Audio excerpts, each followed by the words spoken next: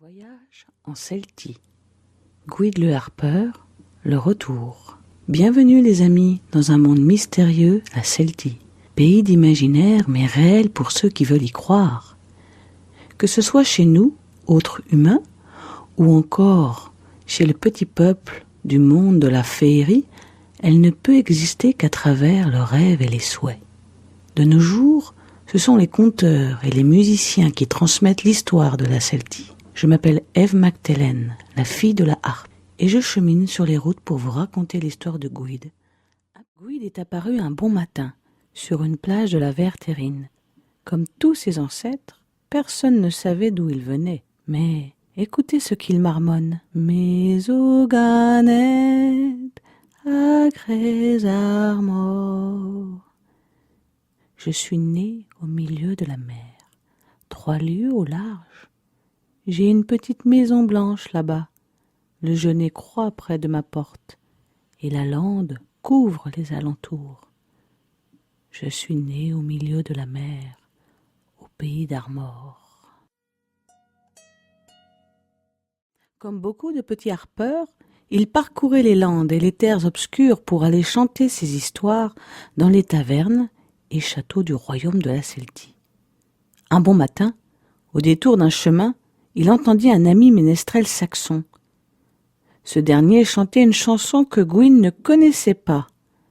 Intrigué, il s'approcha. « Hélas, mon amour, vous me blessez, me rejetant ainsi sans courtoisie, et je vous ai aimé si longtemps, me réjouissant en votre compagnie. Greensleeves était toute ma joie. » Heureux de sa rencontre, et d'avoir appris cette nouvelle chanson, il continua son chemin.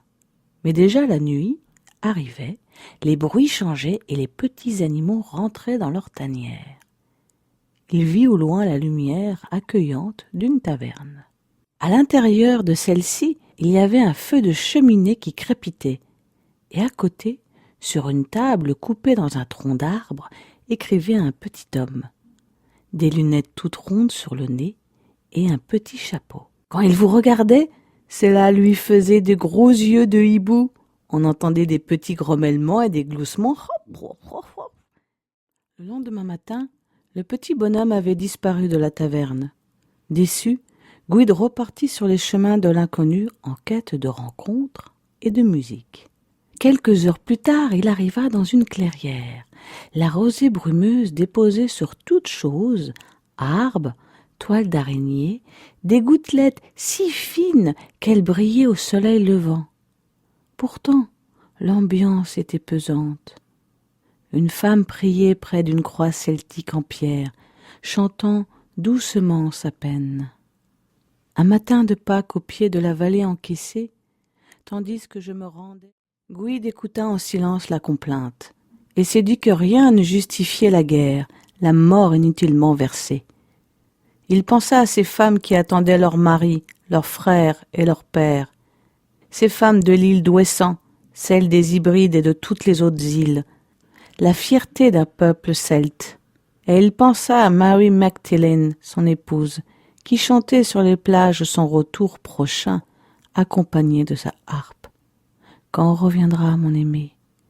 La fille de la harpe se lamentait.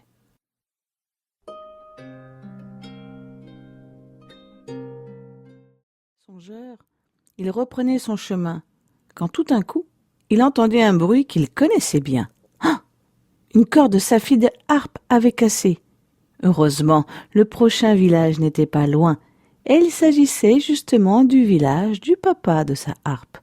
Une bonne occasion de lui faire un bonjour. L'homme se tenait dans son atelier, achevant de poser la dernière corde d'une nouvelle-née. Il lui dit « Elle s'appelle Mistrel. » « Minstrel ? Oui.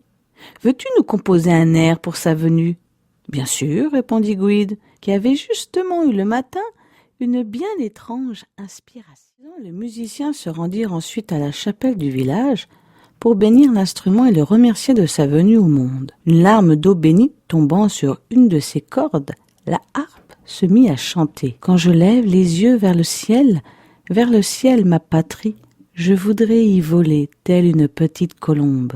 Dans mon paradis, vous êtes comme des bouquets de roses, harmonieuses et embaumées.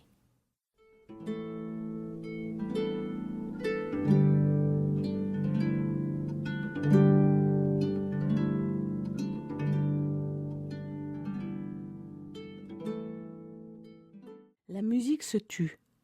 Les deux hommes se regardèrent et sourirent. Un petit papillon s'était posé sur la crosse de la petite harpe nouvellement née. Doucement, ses ailes battaient et doucement les cordes vibraient. Au loin, une bien étrange femme avec de longs cheveux traversait le marché. Et comme la musique qui naît et s'envole, le papillon et la femme disparurent.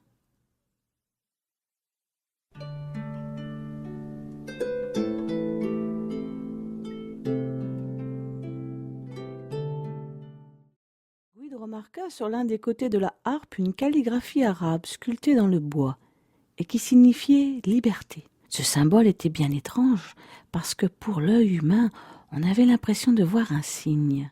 Il connaissait ce mot pour l'avoir vu autrefois dans d'autres lointaines contrées et demanda au luthier « Mais pour qui est cette harpe ?»« Pour Joa, le conteur perse. Il aime la musique, tu sais. Va le voir, sa tente se tient près de la rivière. » Guide partit donc et trouva la tente. L'homme le regardait d'un air malicieux et sans poser de questions, lui raconta l'histoire du passeur, une de ses préférées.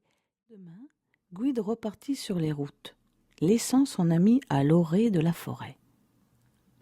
Les oiseaux chantaient, les grenouilles coassaient, et on entendait les petites libellules aux couleurs si féeriques, parfois d'un vert lumineux, parfois d'un bleu métallique, et qui volaient avec ce petit bruit si caractéristique.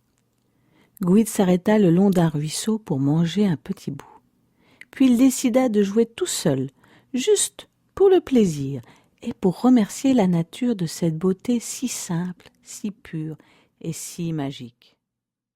Après quelques jours, Guide atteint la côte. Son voyage allait s'achever bientôt. Aussi repensa-t-il à toutes ces aventures qu'il avait vécues, toutes ces rencontres. En mer, le bateau l'attendait.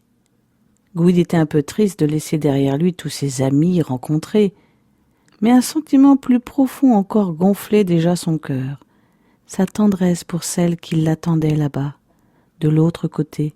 Il décida alors de jouer un dernier air, afin que la musique traverse la mer et annonce son retour à sa bien-aimée. Car il avait appris. Tout le petit peuple s'était donné le mot. Guide est rentré. Sa famille au complet l'attendait, son épouse, ses frères, ses amis et aussi ses enfants. Et pour lui souhaiter la bienvenue, ils entonnèrent toute une chanson. « Mon ami, bienvenue parmi nous. Mon ami, reste un peu chez nous. » Et c'est ainsi que Guide rentra en Celtie.